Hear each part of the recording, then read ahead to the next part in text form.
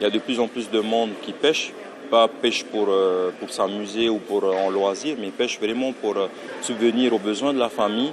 Et c'est sûr qu'avec la raréfaction de la ressource et cette pression de devoir faire vivre la famille, mais parfois, hélas, on perd des vies inutilement.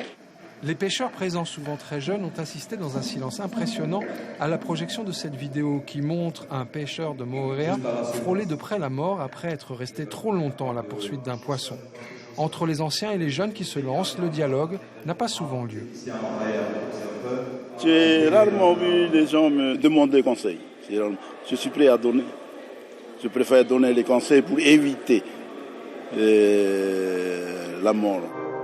Choisir le bon matériel, savoir respirer, récupérer suffisamment entre deux plongées, ne pas se laisser griser. De nombreux conseils ont été donnés qui ne sont pas toujours respectés, même si les 4 morts depuis le début de l'année ont fortement marqué les esprits.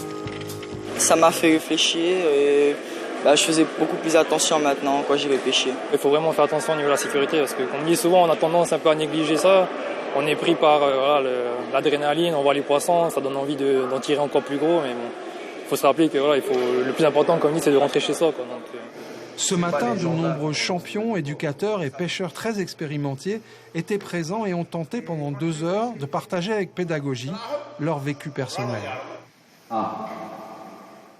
On a tous au moins 10, 20, 30, 40 ans de pêche sous-marine dans les jambes, donc on a vécu un peu tous ces accidents, on a été formés, on a hélas perdu aussi des proches dans nos clubs, dans notre fédération.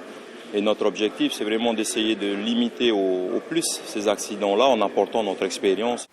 Des séances pratiques dans l'eau, cette fois, sont également programmées dans les prochaines semaines, toujours à Mataïa.